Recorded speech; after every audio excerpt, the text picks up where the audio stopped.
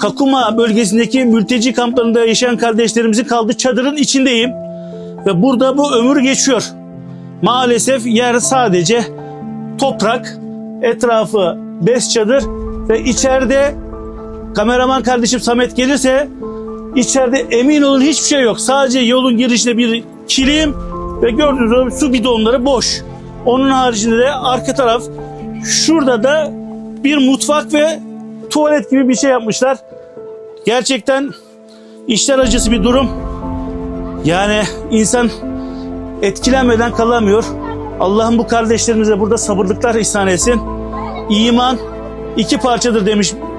Yarısı sabır, yarısı şükür. Buradaki kardeşlerimiz gerçekten sabırla büyük bir imtihan içerisinde hayatlarına devam ediyorlar. Aynen.